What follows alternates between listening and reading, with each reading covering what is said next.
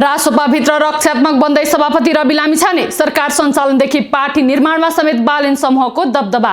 दर्शकवृन्द, राष्ट्रिय स्वतन्त्र पार्टी रासोपाका सभापति रवि लामिछाने पार्टीभित्र रक्षात्मक एवं कमजोर देखिएका छन्। सभापतिको हैसियतले हरेक निर्णय गर्ने अधिकार लामिछानेको हुन्छ, तर पार्टीभित्र अहिले उनले भने जस्तो भइराखेको अवस्था छैन। अर्थात् लामिछाने सभापति भएर पनि निर्णायक भूमिकामा हावी हुन सकेका छैनन्। बिहिबार उपसभामुखका लागि मनोनयन दर्ता गर्दा पनि यस्तै देखिएको छ। खासमा लामिछानेले राष्ट्रिय प्रजातन्त्र पार्टी राप्रपालाई उपसभामुख दिन चाहन्थे। उनले राप्रपा संसदीय दलका नेता ज्ञानेन्द्र शाहीलाई फोन गरेर उम्मेदवार उठाउन पनि भनेका थिए, तर वरिष्ठ नेता बालेन शाह र लामिछाने बीच मत बाजिएपछि राप्रपालाई समर्थन गर्न निर्णयबाट रासोपा पछि हटेको हो। बालेन राप्रपालाई उपसभामुख दिन अनिच्छुक देखिएका हुन्। राप्रपा संसदीय दलका नेता शाहीले लामिछाने पार्टीभित्र कमजोर रहेको जिकिर गरे। अहिले रासोपाले निर्णय फेर्दै श्रम संस्कृति पार्टीलाई उपसभामुख दिने निर्णय गरेको छ। रवि र बालेन बीच पार्टीको निर्णयमा मत बाजिँदै गएमा रासोपा आन्तरिक द्वन्द्वमा फस्ने देखिन्छ। यसअघि मन्त्रीहरूको वरियताका विषयमा पनि दुई नेताहरूबीच टसल परेको थियो।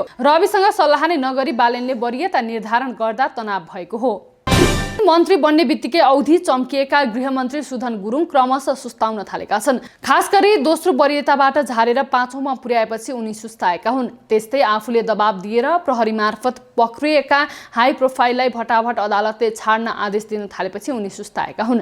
एक्सनमा अगाडि देखिए पनि अपरिपक्वताका कारण गुरुङ विवादमा तानिन थालेका छन् र उनको कुनै पनि काम परिणाममुखी देखिएको छ। स्वास्थ्य बीमा बोर्डको सदस्यमा जुनु श्रेष्ठको पुनर्नियुक्ति भएकै कारण श्रम मन्त्री दीपक शाह पदमुक्त भएका छन्। तर रोचक कुरा के छ भने जुनुलाई बोर्ड सदस्यमा नियुक्त गर्ने स्वास्थ्य मन्त्री निशा मेहतालाई सुरक्षित राखेर श्रम मन्त्री शाहलाई पदबाट हटाइएको छ। रासोपाले जुनुको श्रीमान भएकै कारण शाहलाई स्पष्टीकरणको मौका समेत नदिए पदबाट हटाइएको छ। यससँगै प्रश्न उठेको छ कि श्रीमान वा श्रीमतीले कतै केही गल्ती गरे भने पनि श्रीमानमाथि कारबाही हुने हो। यसले कतै गलत नजिर स्थापित त गर्दैन। व्यक्तिगत हिसाबमा शाहका केही कमजोरी होलान्, विगतमा पनि विवादित नै देखिएको छ, तर श्रीमतीले अर्कै मन्त्रालय अन्तर्गत नियुक्ति लिएकै आधारमा श्रीमानलाई कारबाही गर्नु चाहिँ ठिक होइन।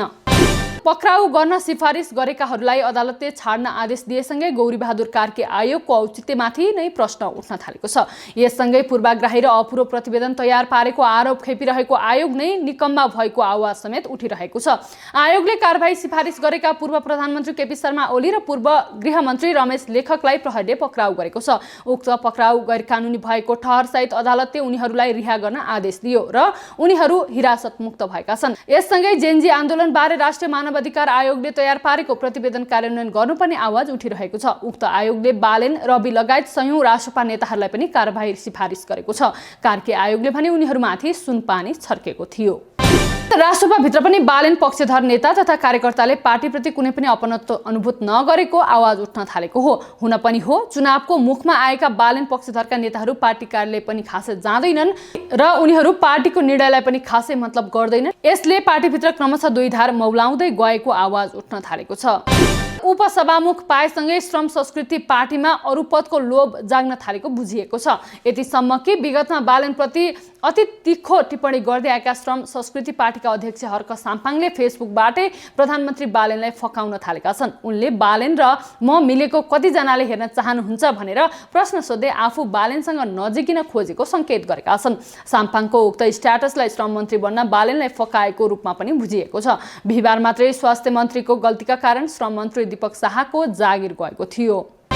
निर्माणको अन्तिम चरणमा रहेको नागढुङ्गा 9 विशेष सडक खण्डमा कालोपत्रे गर्ने काम रोकिएको छ। खास गरी कालोपत्रे गर्ने अलकत्रा अर्थात् बिटुमिन अभावका कारण काम रोकिएको हो। अहिलेसम्म उक्त सडक खण्ड स्तर उन्नतिको 80% भन्दा बढी काम भइसकेको छ। रासोपाभित्र रक्षात्मक बन्दै सभापति रवि लामिछाने, सरकार सञ्चालनदेखि पार्टी निर्माणमा समेत बालेन समूहको दबदबा।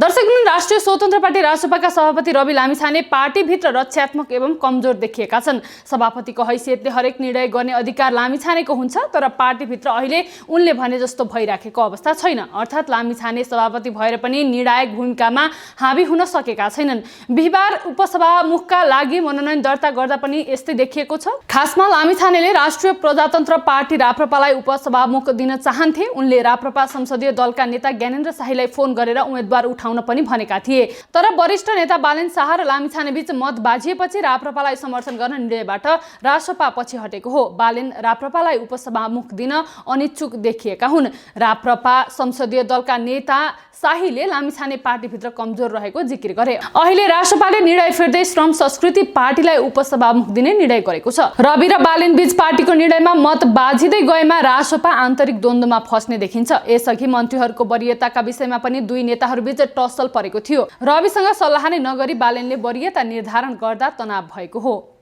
मन्त्री बन्ने बित्तिकै औधी चम्किएका गृहमन्त्री सुधन गुरुङ क्रमशः सुस्ताउन थालेका छन्। खास गरी दोस्रो वरियताबाट झारेर पाँचौँमा पुर्याएपछि उनी सुस्ताएका हुन्। त्यस्तै आफूले दबाब दिएर प्रहरी मार्फत पक्रिएका हाई प्रोफाइललाई भटाभट अदालतले छाड्न आदेश दिन थालेपछि उनी सुस्ताएका हुन्। एक्सनमा अगाडि देखिए पनि अपरिपक्वताका कारण गुरुङ विवादमा तानिन थालेका छन् र उनको कुनै पनि काम परिणाममुखी देखिएको छ। स्वास्थ्य बीमा बोर्डको सदस्यमा जुनु श्रेष्ठको पुनर्नियुक्ति भएकै कारण श्रम मन्त्री दीपक शाह पदमुक्त भएका छन्। तर रोचक कुरा के छ भने जुनुलाई बोर्ड सदस्यमा नियुक्त गर्ने स्वास्थ्य मन्त्री निशा मेहतालाई सुरक्षित राखेर श्रम मन्त्री शाहलाई पदबाट हटाइएको छ। रासपाले जुनुको श्रीमान भएकै कारण शाहलाई स्पष्टीकरणको मौका समेत नदिए पदबाट हटाइएको छ। यससँगै प्रश्न उठेको छ कि श्रीमान वा श्रीमतीले कतै केही गल्ती गरे भने पनि श्रीमानमाथि कारबाही हुने हो। यसले कतै गलत नजिर स्थापित त गर्दैन। व्यक्तिगत हिसाबमा शाहका केही कमजोरी होलान्। विगतमा पनि विवादित नै देखिएको छ। तर श्रीमतीले अर्कै मन्त्रालय अन्तर्गत नियुक्ति लिएकै आधारमा श्रीमानलाई कारबाही गर्नु चाहिँ ठिक होइन। पक्राउ गर्न सिफारिस गरेकाहरूलाई अदालतले छाड्न आदेश दिएसँगै गौरीबहादुर कार्की आयोगको औचित्यमाथि नै प्रश्न उठ्न थालेको छ। यससँगै पूर्वाग्राही र अपुरो प्रतिवेदन तयार पारेको आरोप खेपिरहेको आयोग नै निकम्मा भएको आवाज समेत उठिरहेको छ। आयोगले कारबाही सिफारिस गरेका पूर्व प्रधानमन्त्री केपी शर्मा ओली र पूर्व गृहमन्त्री रमेश लेखकलाई प्रहरीले पक्राउ गरेको छ। उक्त पक्राउ गैरकानुनी भएको ठहरसहित अदालतले उनीहरूलाई रिहा गर्न आदेश दियो र उनीहरू हिरासतमुक्त भएका छन्। यससँगै जेनजी आन्दोलनबारे राष्ट्रिय मानव अधिकार आयोगले तयार पारेको प्रतिवेदन कार्यान्वयन गर्नुपर्ने आवाज उठिरहेको छ। उक्त आयोगले बालेन रवि लगायत संयौं रासपा नेताहरूलाई पनि कारबाही सिफारिस गरेको छ। कार्की आयोगले भने उनीहरूमाथि सुनपानी छर्केको थियो। रासपा भित्र पनि बालेन पक्षधर नेता तथा कार्यकर्ताले पार्टीप्रति कुनै पनि अपनत्व अनुभूत नगरेको आवाज उठ्न थालेको हो। हुन पनि हो, चुनावको मुखमा आएका बालेन पक्षधरका नेताहरू पार्टी कार्यालय पनि खासै जाँदैनन् र उनीहरू पार्टीको निर्णयलाई पनि खासै मतलब गर्दैनन्। यसले पार्टीभित्र क्रमशः दुई धार मौलाउँदै गएको आवाज उठ्न थालेको छ।